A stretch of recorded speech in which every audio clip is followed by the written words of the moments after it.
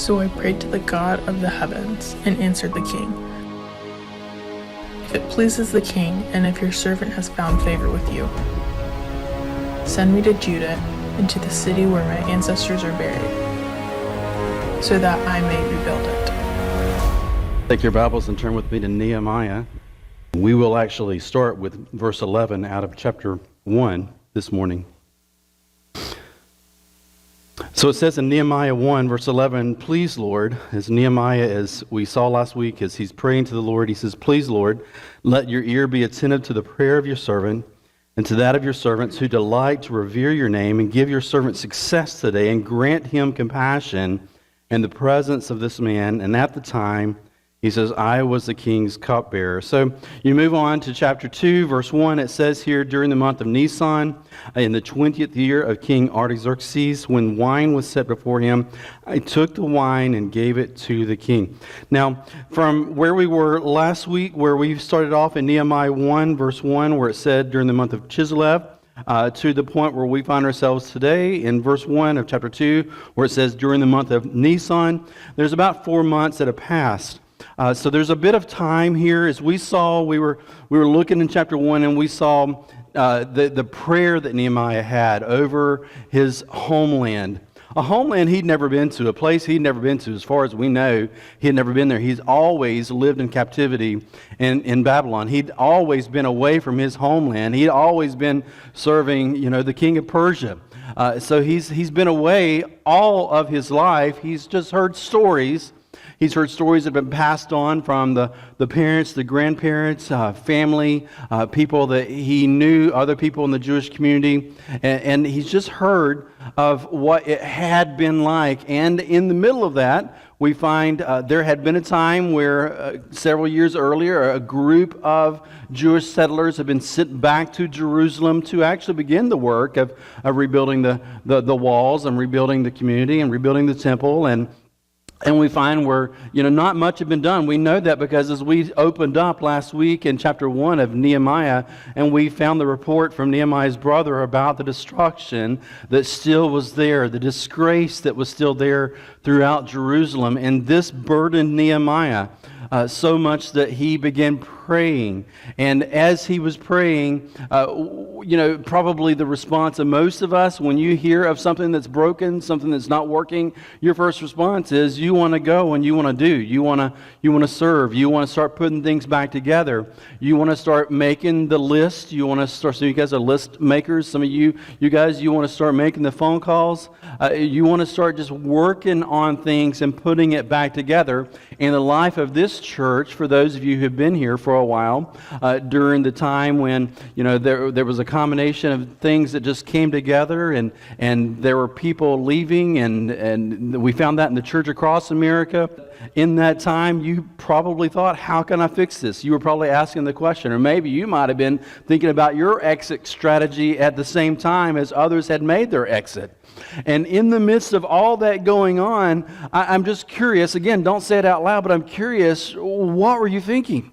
What was happening to your heart as you were seeing the church during that time across our country, just the animosity that people had for each other, the vitriol, and we see that's still there, but we've seen a lot of people come back into churches, but some churches haven't recovered. A lot of churches closed their doors. I remember when we were serving in Maine at that time, there were a lot of church plants throughout New England that shut their doors during that time, never to reopen them. We knew of friends that left Maine and moved away because they were done.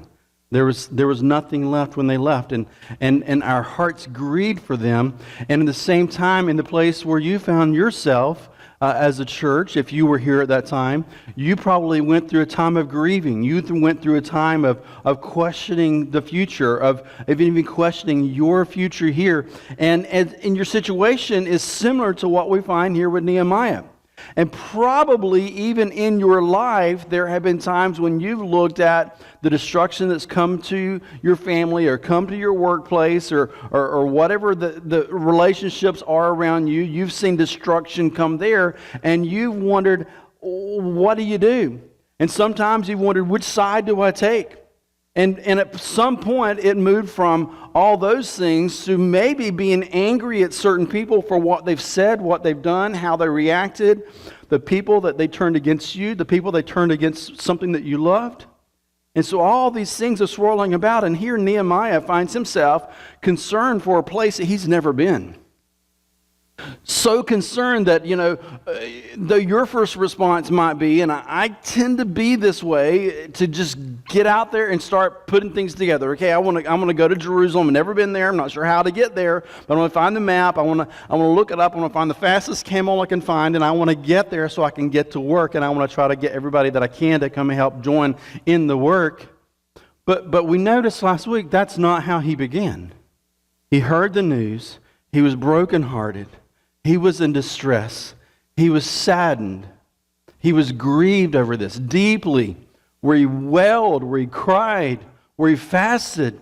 And it led him to a place of prayer.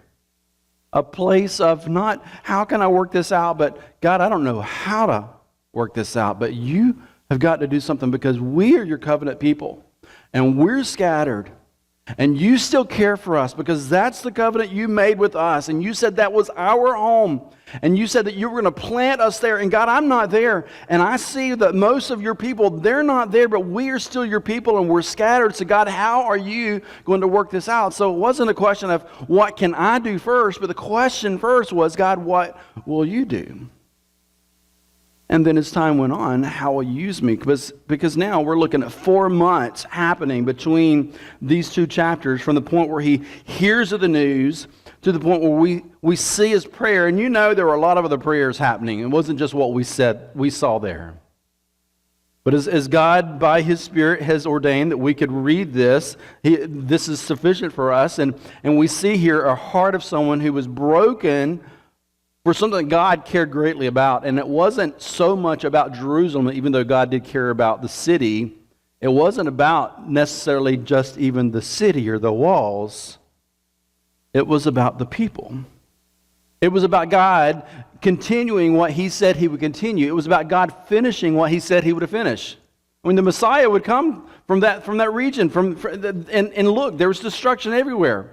God had a lot of work to do, and here's Nehemiah just kind of calling God, saying, hey, you began this work, and I believe that you're going to finish the work, and I hope that you see that in your own life. And I'm sorry for the destruction that a lot of you have faced this week, and it's been hard not being here when you're going through that. But I'm telling you, at the same time, we're very glad we were not sitting in a camper on our property the other night, and I showed Katie a picture of one of the metal structures out on 441, or maybe it was 257, which was like one of the metal structures we had actually called about and gotten a quote on putting up so we can put our camper under it, and it was just all in pieces and bent in all kinds of different ways. I'm saying, Katie, I'm so glad we weren't there. And she says, yes, God's timing is good. Now, I know that some of us, we know people who died, and you've heard of these, and I'm related to one that's died, and some of you guys, you have been in church with this same person, and we grieve for that family. We rejoice at the same time that he's with the Lord. At the same time, we thank God that for him, because of his faith in Christ, that he's with the Lord in heaven today. But at the same time, we still grieve. And in the middle of that, in the middle of your storm, in the middle of the storm that this church has faced, in the middle of the storm that maybe your family has faced, there comes a time when you have to decide, am I going to get angry? Am I going to blame? Am I going to just put my work boots on, my gloves on, and get to work? Or am I going to say, God, I don't know what to do. I know what I want to do. I don't know how to fix this. I know how I think I should fix this, but I think I'm pretty inadequate for the task ahead of me. But God, how would you have me get to work?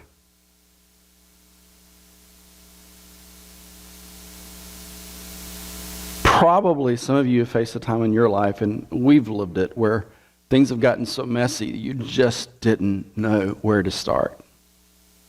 We're actually in that season right now, and you guys are blessing our family because you're giving me a lot of time to fix something I thought was fixable pretty quick. But the house that we're working with is just, as we find more and more things, and we really are almost there. Maybe the end of next week, we're close. But as we keep finding more and more things, we realize just how much we neglected about ourselves while putting up the walls for others. And I believe that in this church that I'm not the only one that's happened to. I believe there are others of you. You've been so busy giving of yourself to other people, so busy doing what is even good. And sometimes maybe busy by being consumed by anger and resentment and regret, that you just found yourself paralyzed and you found yourself not moving forward. And in this situation, Nehemiah, the worst thing that he could have done when he heard that news from his brother, the worst thing that he could have done was the thing that many of us are prone to do at the very moment that we hear something like this, and that was actually just right then take off and go towards Jerusalem. That was the worst thing he could have done at that moment. Was the need great? Yeah, the need was great. But the time that God wanted to work in his heart, and it wasn't just his heart. As we look here, he's doing an important job for the king. This guy was not a kind and patient king. This guy was known to be ruthless, like we find many times with these leaders in the Old Testament, which is actually something we find with some of the world leaders today, and maybe it's your boss. This guy was ruthless, and this guy was actually Nehemiah's boss, King Artaxerxes. His rule was final. His word was final. And Nehemiah's job was to serve him, and Nehemiah's job was to take a bullet for him. And so there was a relationship where he was to be that last line of defense for the king. This guy who had actually stepped into power by killing his brother. Here's Nehemiah in that role of protecting this man's life. Because this was the place where God had planted him. This was the place that he didn't just wake up one day and say, I'm going to go serve the king. No, this is the place where God had him. And some of you, you're in a place right now that's difficult, but it's in the place where God has planted you. It's the place he's appointed you for. And this is what we find with Nehemiah here. And it says here, I took the wine that was set before the king, and I gave it to the king. So what did he do? He tasted it first, and this was one of his roles as cupbearer for the king, was to make sure no one was poisoning the king through the things that he would eat and drink. And oftentimes, as you're going to spend a lot of time with someone that you're protecting like that, oftentimes you would actually find a close relationship. Yes, still servant to king, but you would find a trusted relationship. There has to be a trusted relationship that develops there, because if you're going to trust that someone's going to take a bullet for you, you want to know that you can trust that person. And so here's Nehemiah. He took the time knowing that the king trusted him, and knowing that if he just went and said, hey, king, I'm leaving, or if he didn't even tell the king and just took off, he knew of the danger ahead of him from all the others on the way to Jerusalem. He knew that the destruction of Jerusalem was too much for him to handle. He knew that he couldn't put it all together himself, and he knew that the king would be disheartened and possibly angry and possibly send troops to come and to destroy him. And so the only way forward for him was to say, God, I can't do this. I can't turn my own heart, let alone the king's heart, and I need you to work this out. And so he prayed, broken over Jerusalem, but also, God, this is a big ask I have. Yeah, y'all remember as parents, and some of you guys are in this right now, when your kids were kind of buttering you up, they had a question, they had something they wanted. They wanted money for a game, they wanted money for a date, or they wanted money to do something, hang out with their friends, or they were getting ready to ask you. You just knew it. You knew it was coming. They were getting ready to ask you a big favor. You knew it because they're buttering you up. They're doing things around the house, and you're like, wow, this is great. I love it when they want to ask me for a favor, because they do all these things, right? Some of you guys experience that. They just all of a sudden they're kind of nice to you. I mean, I remember times when I'm just doing something, and all of a sudden a child would just show up and put their arm around me, and I'm like, okay, what do you want today? And they think they're being smart. Y'all remember when we thought we were being smart too? And then their ask comes. Well, Nehemiah doesn't try to butter up the king. He's thinking, this is such a big ask, such a big favor. I don't think I can do this in my strength. And I can't turn his heart. And God, I need you to do it. And it says here, the latter part of verse 1 of Nehemiah 2, it says, I had never been sad in his presence.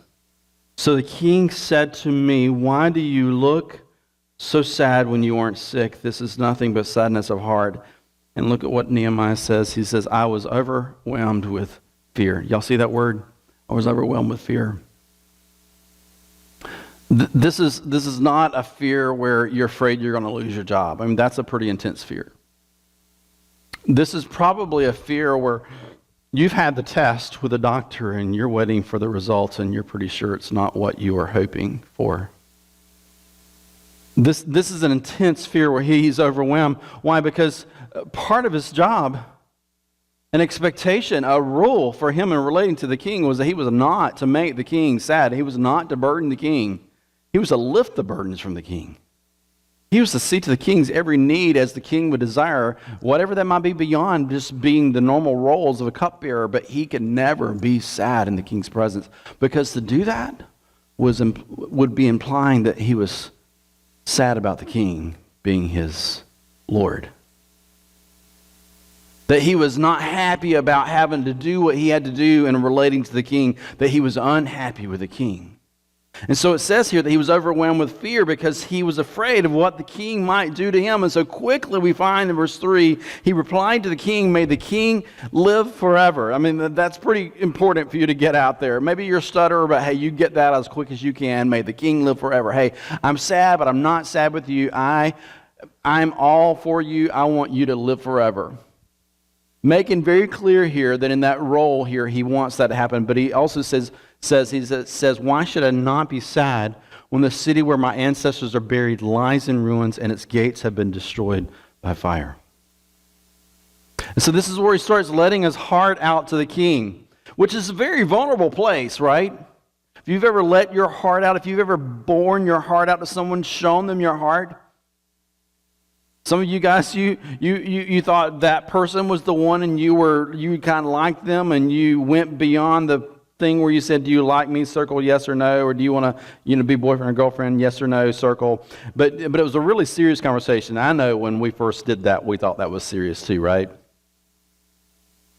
But when you finally start bearing your heart out to someone about how you love them, and then you're putting your soul out there before them, and then some of you guys know, some of you guys were the ones who did it.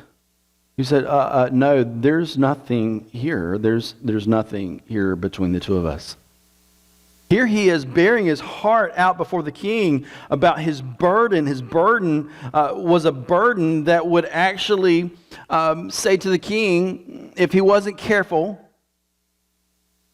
it might imply to the king, if he wasn't careful, king, you've not cared about me or my people. You're not a good king.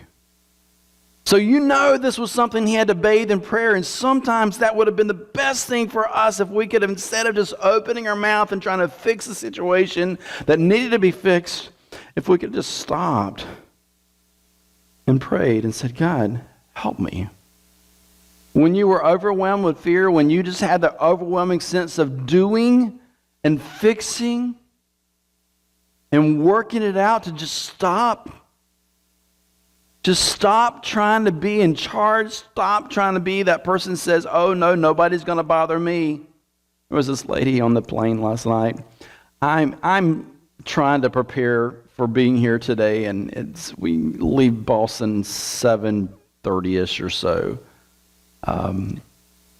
And I don't know when the game started. Y'all know what I mean by the game, right? There was only one game yesterday, Georgia, Alabama. And we're in the plane, and I'm working, I'm studying God's Word, and I'm trying to be ready for you guys, and I've got my earbuds in.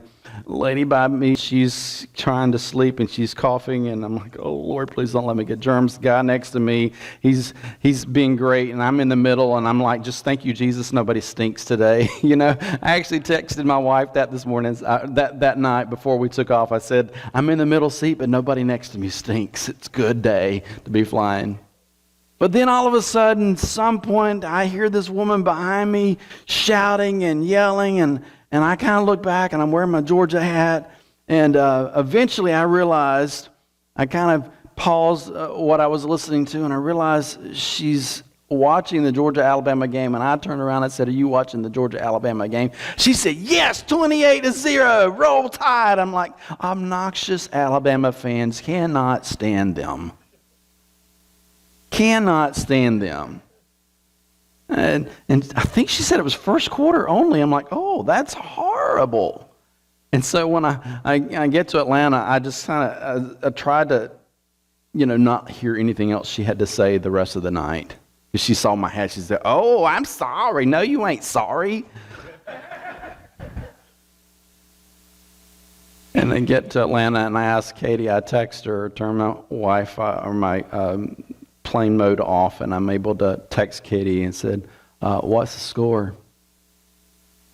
She ignores me. I start sending surprise faces, scary faces, all kinds of emojis.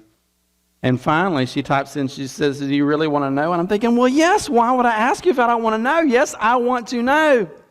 She takes her time. When somebody, you know they're texting you, see the ...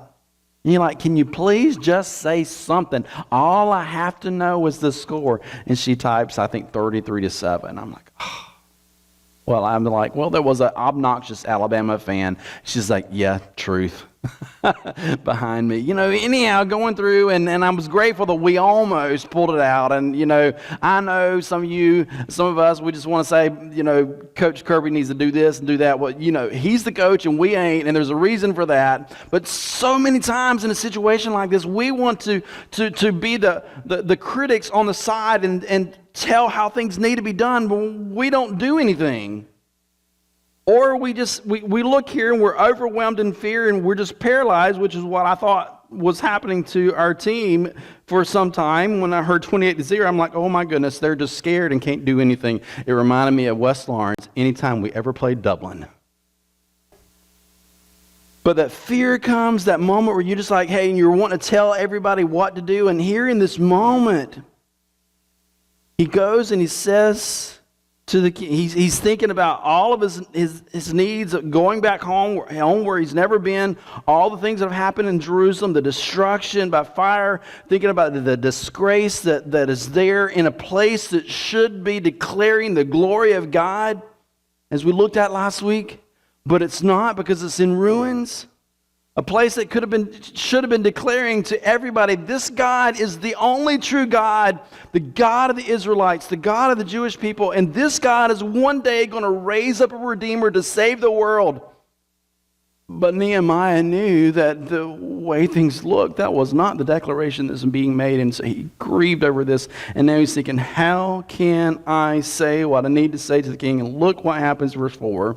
It says, "Then the king asked me, 'What is your request?' And so I prayed to the God of the heavens." You saw that last week, right? Where he talked about God and his power, the God of the heavens. And here he's saying he wants to make clear here, and I think this is so important for us, because in the midst of the chaos, in the midst of the mess, that's one thing we need to get clear, is that he sees the big picture view. We only see right here. We only see the destruction. We only see the mess. We only see the relationships that are in chaos at this moment. But God looks at all things, and he knows all things, and he sees the future, and he knows how he wants to work out in the middle of all those things. He wants to bring about and accomplish his purposes when the divorce is settled, when the child leaves you, when the friend says, "I never want you to call me or talk to me again."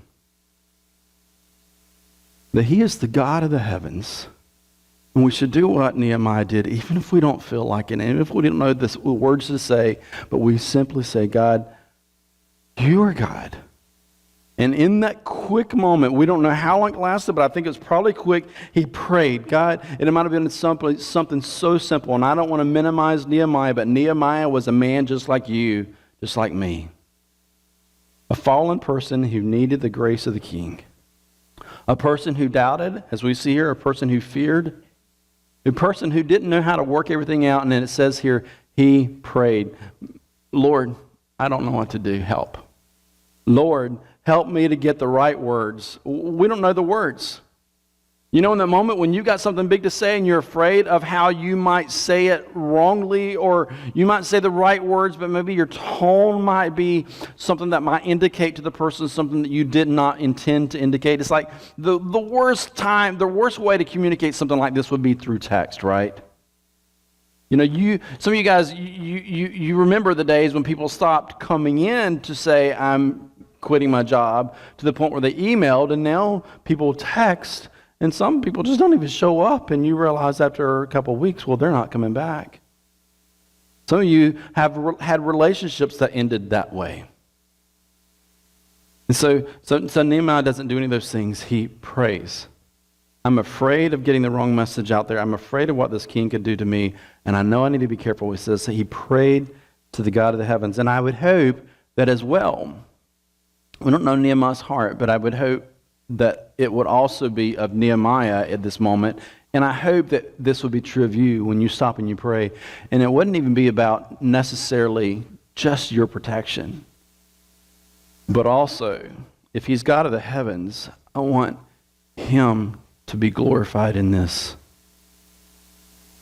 I want to point these people who don't even believe in him and trust in him, who curse his name, I want to point them to the goodness and the greatness of God. And y'all, I'm admitting to you, that is rarely my first thought in that moment. My first thought is saving Branton or saving the situation. But what an opportunity here. He's the God of the heavens. What an opportunity here when we have a great need before us, that we want how he works this out to declare that he is good, to declare that he is trustworthy, to make the point to those around who are watching and observing that they can trust him with their hearts. And so it says he prayed to the God of the heavens and answered the king, verse 5, if it pleases the king and if your servant has found favor with you. Look at him emphasizing his relationship to the king. And he says, send me. Reminds you guys of Isaiah, right? Where the Lord says, who shall I send? Who will go for us? And Isaiah said, here I am, send me, God. And here's Nehemiah. There have been all these people who've gone back to Jerusalem, should have been for all these years doing this work of rebuilding the walls and rebuilding. You know, Ezra was back, the prophet of God, he was back. And here's Nehemiah saying, not blaming them, remember, because we saw last week, he says, we have sinned against the God of the heavens. Not just them, but he wasn't even there when Jerusalem was destroyed 141 or so years earlier. He wasn't there, but he's like, I'm also part of the problem. And here he is in the midst of all those things that he prayed to the Lord, because I believe he prayed those things to the Lord earlier, 4 months ago. And probably consistently during those 4 months of waiting, here he is saying, send me. He's saying this to the king. And you know this is his heart before God. God, here I am, send me. And it says to the king, send me to Judah and to the city where my ancestors are buried, so that I may rebuild it. This is a great ask, a huge ask of his king. This is a big request to make. You're going to have to find another cupbearer. You're going to have to find, the other person we've been training. And I know you're not really sure you can trust him yet, but for you to send me so I can rebuild Jerusalem, you're going to have somebody else. So this is a big request. And the king, it says here, verse 6, the king with the queen seated beside him asked me, how long will your journey take and when will you return? So I gave him a definite time, and he says, and it pleased the king to send me. So it's going to be a long time. Nehemiah is looking at this as this might be like a possibly a permanent resettlement for him. 12 years, life. And so it says here, it pleased the king to send me. And why did it please the king to send him?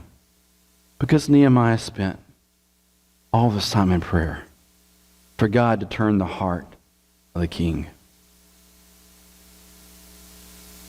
And some of us, that's what we need to be doing, is praying for God to turn the heart of our children, to turn the hearts of our grandchildren, to turn the hearts of our neighbors, to turn our hearts. And look what happened. God answered. In verse 7, I also said to the king, if it pleases the king, let me have letters written to the governors of the region west of the Euphrates River, so that they will grant me safe passage until I reach Judah. In other words, there are these great and powerful people, and I've got to cross through their lands, and they're going to know that I'm Jewish, and they're going to think they know what I'm up to, and I need you, king, to get me safely through their lands. Verse 8 says, and let me have a letter written to Asaph, keeper of the king's forest, so that, look at this, he will give me timber. Some of you, like, I got all the timber he could want right now laying down in my yard. Now, this is not second-hand lumber. This is not the excesses. This is not a big storm came through and destroyed the great lumber that the king was reserving for himself in his forest. This was the prime of the prime of the prime of the king's timberlands. And here is Nehemiah saying, I need you to write a letter to your guy who keeps all your forest to actually give me timber. Look at what he says. To rebuild the gates of the temple's fortress, the city wall, and the home where I will live. These are not things that have burdened the king. These are not things that the king has cared for. What a great model for the mess that we find our country in, where, yes, go to the ballot box. Yes, I've said wear the t-shirt, tell your friends how you're voting, and tell them why they need to vote the way you're voting.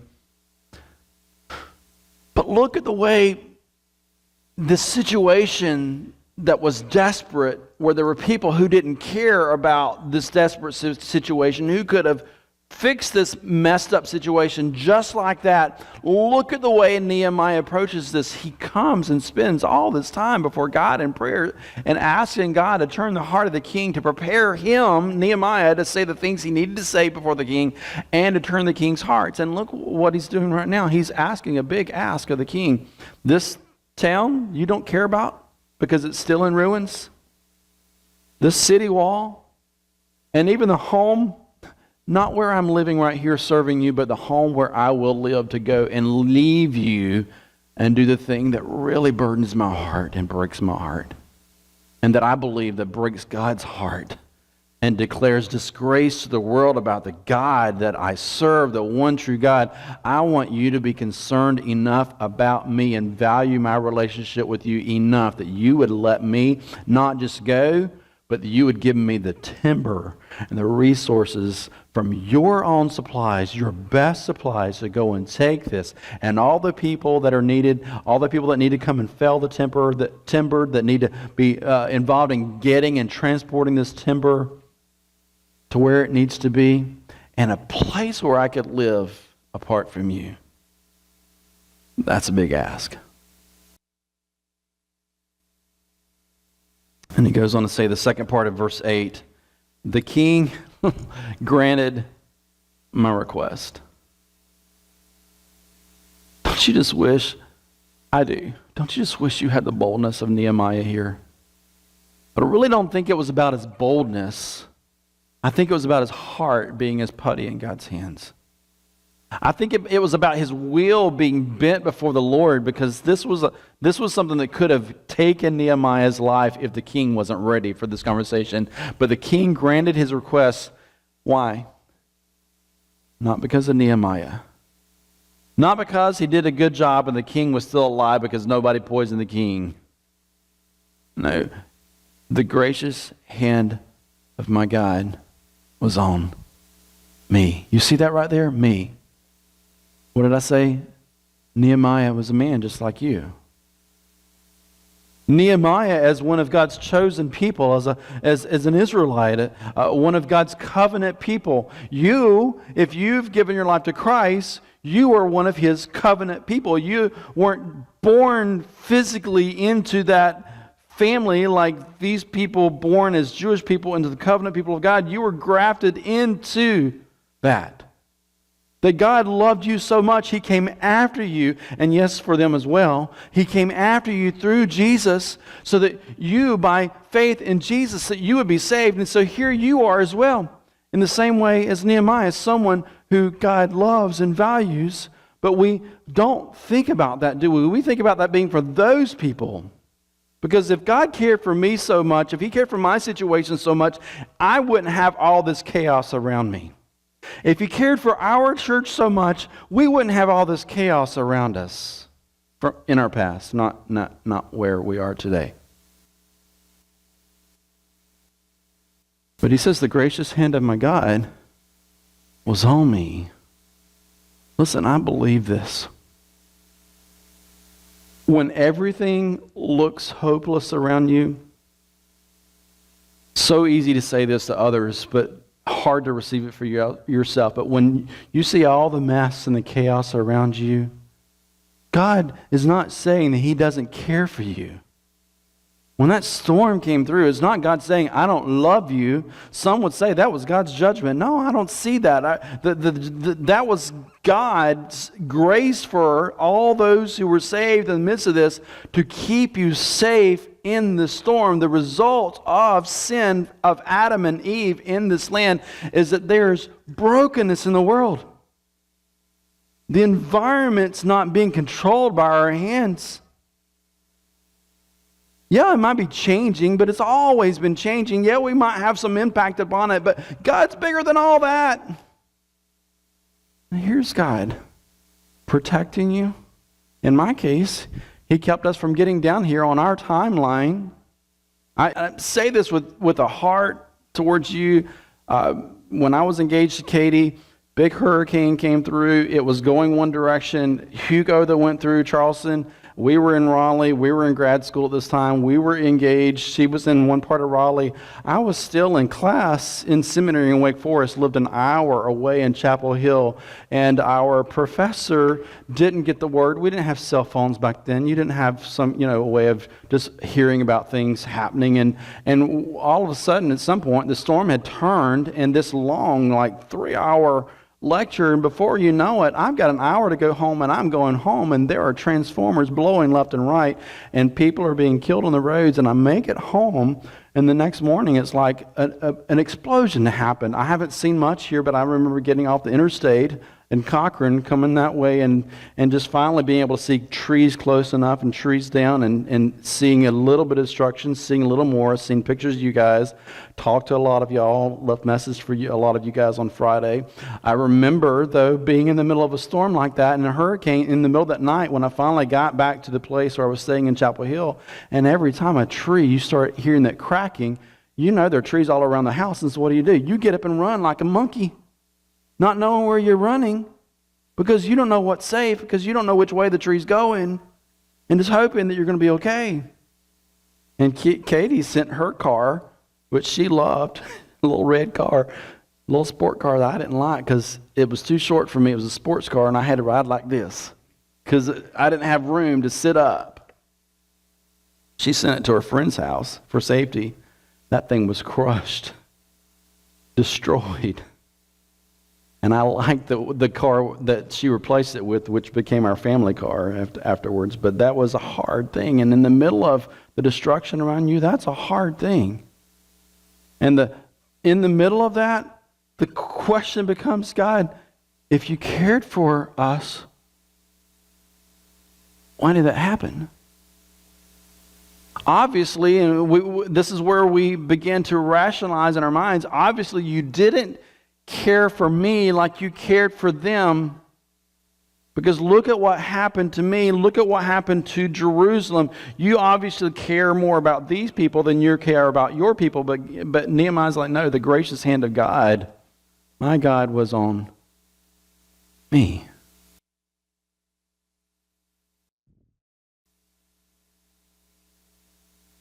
And for the child of God who loses their life in something so horrible, The gracious hand of their God was on them, bringing them into heaven. Know that I walk through the valley of the shadow of death. For the believer, death never truly touches us. It's just a way of us going from here where we're apart from God to there where we're with God. In the same way with our trials, that here's God wanting to use our trials to bring us closer to Him. And here's Nehemiah in this time of waiting 4 months, praying, broken over Jerusalem, not knowing how he could make these requests, but he makes these requests, and he finds on the other side of this, when the king says, okay, I'll give you these requests that you've made, he finds that it was God all along, all these years beforehand, 141 years earlier, and even way before that, in the Garden of Eden, and even way before that, before Adam and Eve sinned, God knowing that one day Nehemiah was going to have this opportunity to just go and fix and roll up his sleeves and go and try to do things on his own, or he could wait and he could pray for months and ask God to work it out. And he did that, and because he did that, he saw that God's gracious, powerful hand was on him. And I'm trying to receive that for myself, as I hope that you're receiving that for yourself. The gracious hand of God is on you. But how much He will reveal that oftentimes is related to how much we find ourselves bowed before Him in prayer, seeking Him to work it out, not us to work it out. Him to fix it, not us to fix it. Yes, for us to be used of Him, but Him to accomplish the task. Verse 9, he says, I went to the governors of the region west of the Euphrates and gave them the king's letters. Hey, here, you guys, y'all can't touch me. The king is going to come get you if you bother me. Not only that, it says the king had also sent officers of the infantry and cavalry with me. Hey, he's got like part of the king's army right there to protect him. This guy who didn't even believe in his God. And God was turning his heart, protecting Nehemiah. Verse 10, when Sanballat the Horonite and Tobiah the Ammonite official heard that someone had come to pursue the prosperity of the Israelites, they were greatly displeased. And Sanballat the Horonite, he was governor of Samaria. And so the idea of Jews resettling Jerusalem would mean that if they're to rebuild this wall and they're to rebuild their own status in that province, that would mean that he's going to lose part of his tax base, which would mean part of his money, which would mean part of his power and part of his prominence. And so he's not happy with this happening. And Tobiah the Ammonite, there had always historically been this relationship of tension, of warring, of animosity between the Israelites and the Ammonites. And it says here, verse 10, the latter part says they were greatly displeased. They weren't happy with this. And this is true many times when you find yourself stepping out into the place that God has called you. We expect that everybody's going to cheer us on, don't we? We expect that it's going to be like Jesus coming in and there's all these people laying down the palm branches, and we expect people are like, yeah, we're so glad you're finally here and you're trying to put our family back together, Dad. We're so glad that you're here telling us about Jesus that we've always rejected and always cursed. We're so glad that you're telling us about these things. No, that's not what often happens. Instead, we find when we're starting to put things back together and we're being used of God to do these things, we find many times that's when the opposition comes up.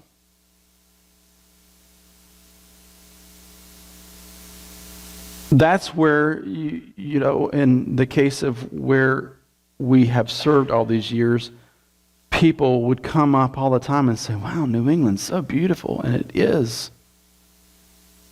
But if you go there and you start to try to make a difference and to show people the light of the gospel of Jesus, that's when the opposition comes up.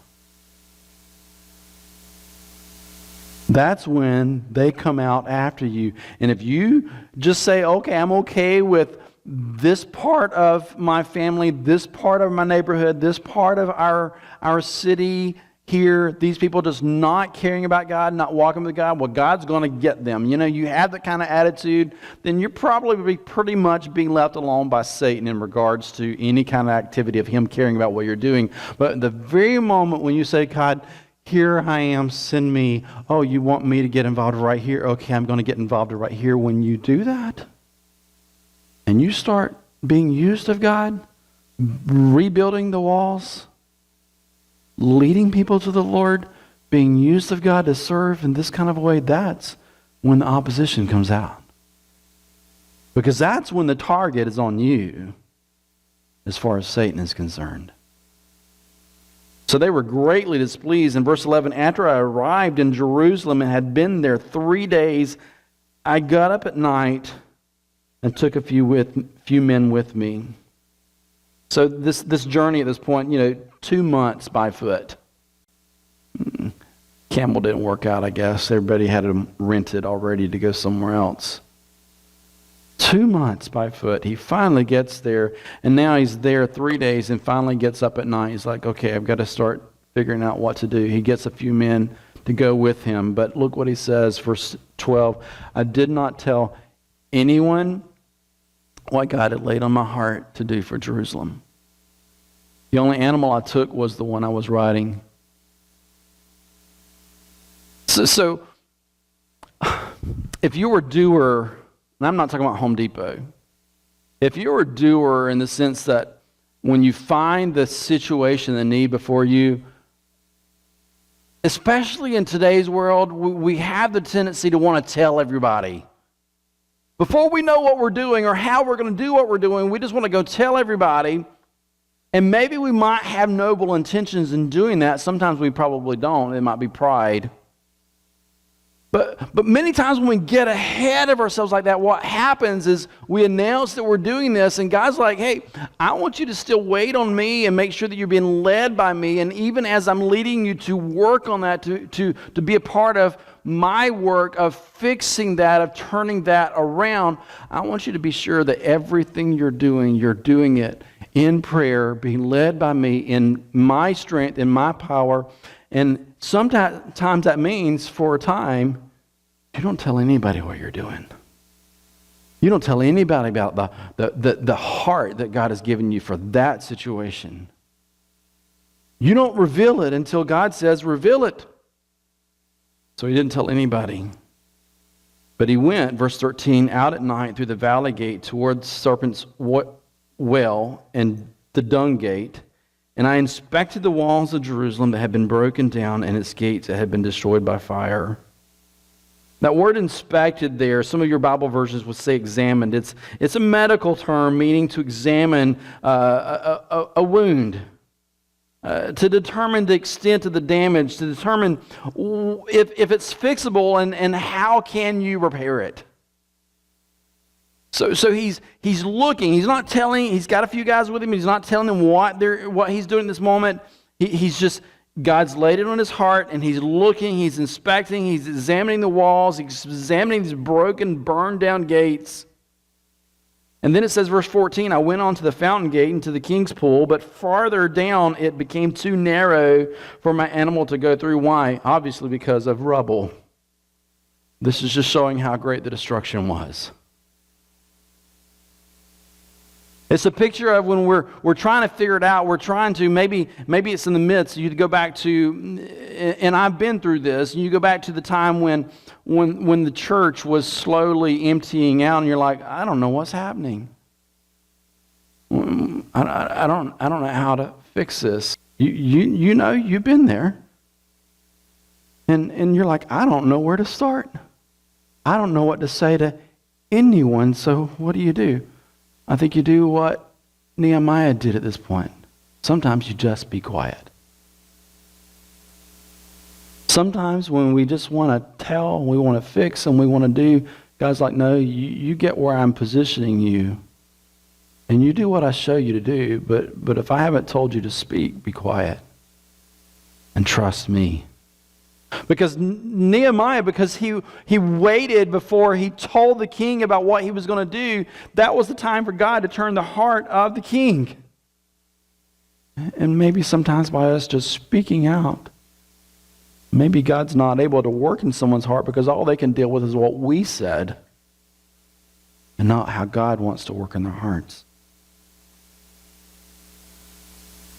So there was all this rubble around. Verse 15, I went up at night by the way of the valley and inspected the wall, and then heading back, I entered through the valley gate and returned. And 16 says, the officials did not know where I had gone or what I was doing, for I had not yet told the Jews, the priests, the nobles, the officials, or the rest, look at this, of those who were even going to do the work.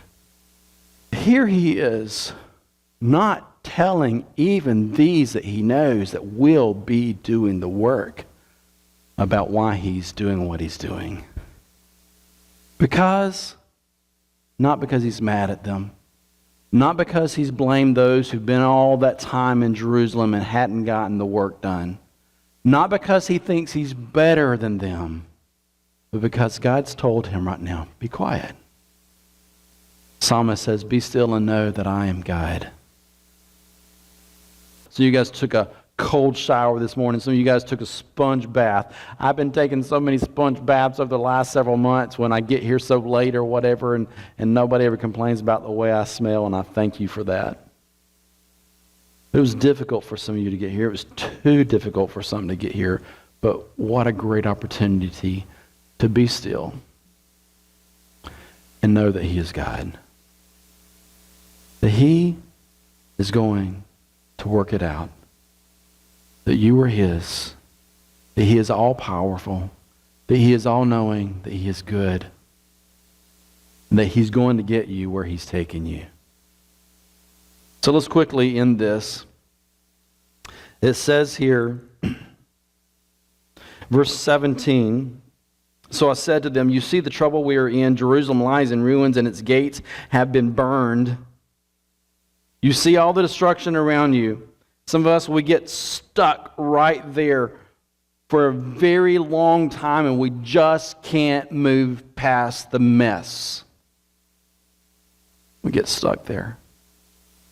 But Nehemiah's had this time of prayer, and he's been examining these things because he knows he's been sent by God. He knows his role. He knows the one that he belongs to, the one who can work it out, the one who has put his favor on him. And he says finally to all those when it's time, he says the latter part of verse 17, he says, come, let's rebuild Jerusalem's wall so that we will no longer be a disgrace.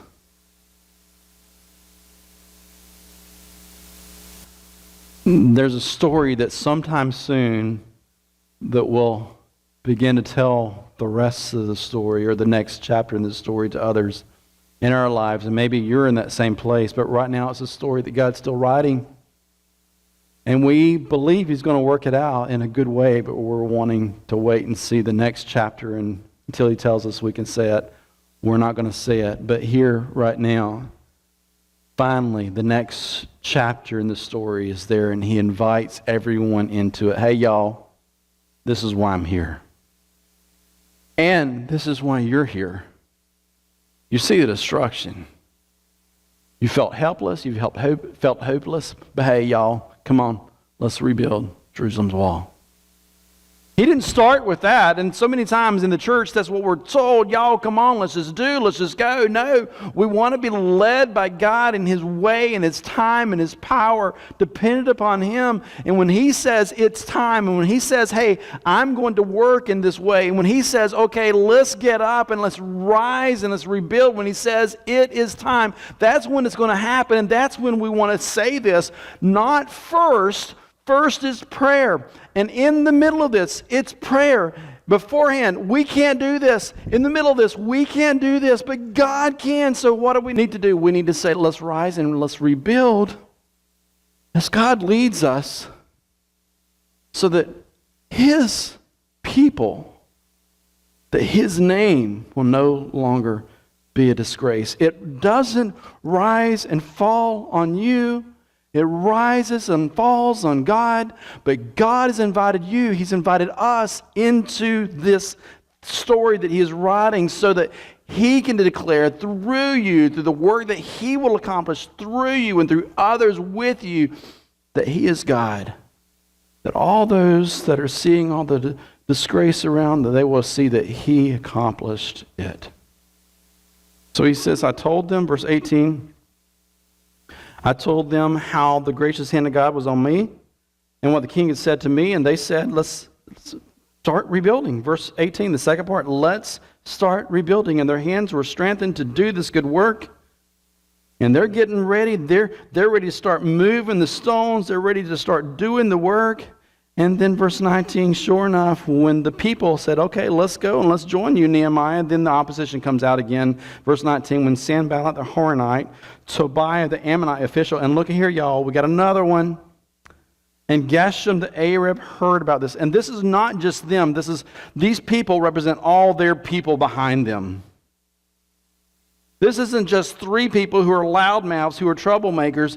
They believe they're speaking for, and you would expect in that situation, they're speaking for all these people who are mighty and powerful alongside of them, behind them. And it says here, they mocked and despised us and said, what is this you're doing? Are you rebelling against the king? And I gave them this reply, verse 20. I gave them this reply, the God of the heavens is the one who will grant us success. We, his servants, will start building, but you have no share, no right, or historic claim in Jerusalem. This is God's land for God's people, and it always has been since God promised it to them. Even when they weren't there, it was still his land for his people. And hey, y'all, God's going to do something now. He's bringing us back. So we know, we don't know how it's going to work out, but we know the next chapter in that story today, don't we? It's their land. God cares for people on both sides of the story there, but God's going to get his people into his land. And listen, I think it's a great picture for how God's going to get you, his people, his covenant people, through Jesus, to our homeland. And it's not here. But while we're here, as he leads, he's the one that's going to grant the success. I admire y'all. I admire this church. I don't know all your past, but a little bit, and this isn't about the past, way back when, and I make no judgment on that. But what I've seen a little bit of the time I've been with you, I see some people who are fighters. You didn't know how to fight, but you were like, God, here I am, use me. And you didn't run. And that's no judgment against those who left, but you said, no, God has planted my feet here, and I will be here until God leads me elsewhere or calls me home. I thank God for you. But I hope that you see in all these things, as much as this church has needed you, it doesn't need me. It doesn't need us. God doesn't need me. He doesn't need us. He's the one who will grant us success. So as we start rebuilding, let's make sure we carry the heart of chapter 1 with us. God, we can't do it, but only you can.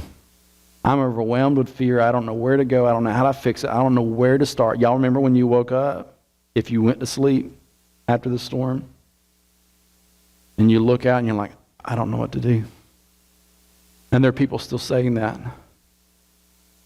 But as God leads, let him, the God of the heavens, with that view that he has, with the power that he has, the resources that he has, let's rise up and rebuild. And he'll grant us success.